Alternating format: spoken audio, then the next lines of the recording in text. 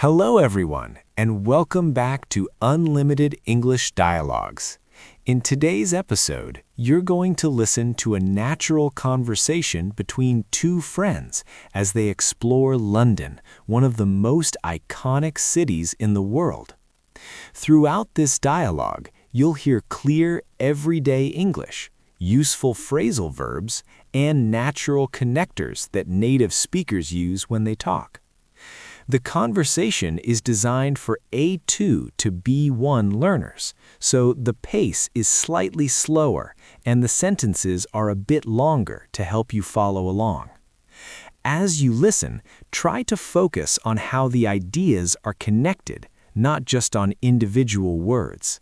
You'll also hear references to famous places in London, so you can easily imagine where the conversation is happening. For best results, we recommend listening more than once. The first time, just relax and enjoy the dialogue. Then listen again and pay attention to the expressions and pronunciation. All right, without further ado, let's get started. I have to say, even though we've only been here for a few hours, it already feels like we're inside a movie. Yeah, I know exactly what you mean. As soon as we stepped outside the hotel and started walking around, everything felt familiar and new at the same time. By the way, are we crossing London Bridge right now? Yes, we are. A lot of people expect it to look more dramatic, but the real magic is actually the view from here. That's true. When you look down the river and see the city stretching out, it really puts things into perspective. Honestly, I thought we would feel a bit tired after the flight, but somehow walking around is giving me more energy.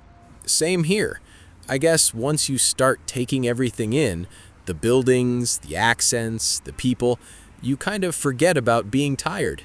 And speaking of accents, I've noticed that even though everyone speaks English, it doesn't always sound the same. Exactly.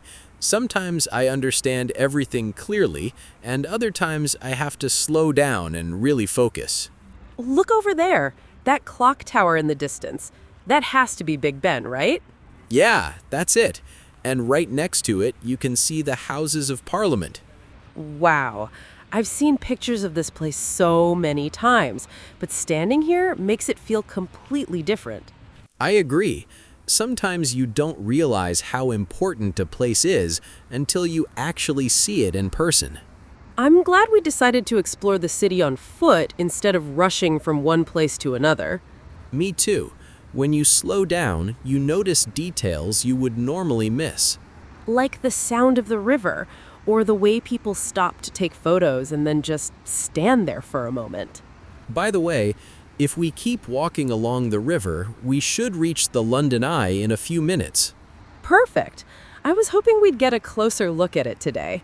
We don't have to go on it right now, but at least we can check it out. I'm starting to feel a bit hungry, to be honest. Same here. We've been walking for a while, so maybe it's time to take a short break. There's a cafe just ahead. Why don't we stop there and grab something? Yeah, that sounds like a good plan. This place is nicer than I expected. It feels calm, even though it's close to so many tourist spots. I think that's one of the things London does well. You can always find a quiet place if you look around. What are you going to order? I'll just go for a coffee and maybe a sandwich.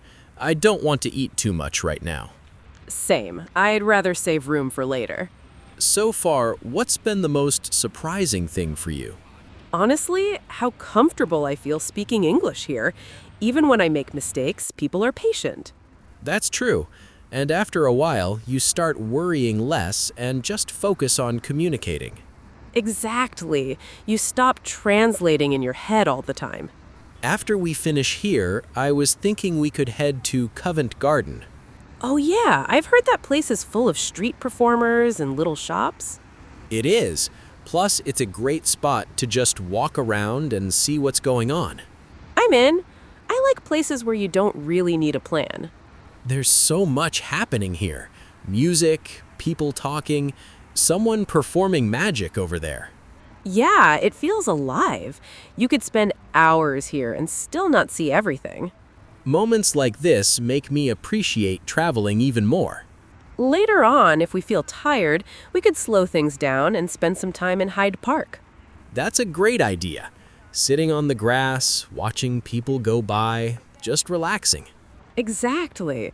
After walking all day, it's good to balance things out. You know, before coming here, I was worried that everything would feel rushed. Same.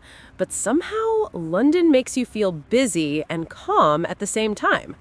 Yeah, and even though there's so much to see, you don't feel pressured to see it all at once. All right, last question before we keep going. Go ahead. If you had to describe London so far using one sentence, what would you say? I'd say it's a city where history and everyday life come together naturally. That's a good way to put it. For me, it's a place that encourages you to explore without rushing. Sounds like we're both enjoying it. Definitely. Now, let's keep walking. We've still got a lot to discover. All right, I think my legs are finally starting to complain. Same here.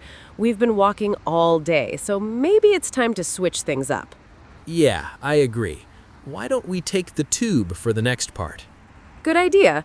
It'll also be a nice way to experience daily life here. So this is the London Underground everyone talks about. Yep, people usually just call it the Tube. I like how clear the map is. Even though it looks complicated at first, it actually makes sense once you focus. Exactly. As long as you know where you're getting on and where you're getting off, you're fine. It's pretty crowded down here. Yeah, especially around this time. A lot of people are heading back home after work. Even so, everyone seems to know exactly where they're going. That's one thing I've noticed. People walk fast, but they're not rude about it. All right, according to the map, we need the Piccadilly line. Perfect. That line will take us straight to Piccadilly Circus. I've seen photos of that place at night. The lights look amazing. They do, and seeing it in person is even better. Okay, doors closing. Here we go.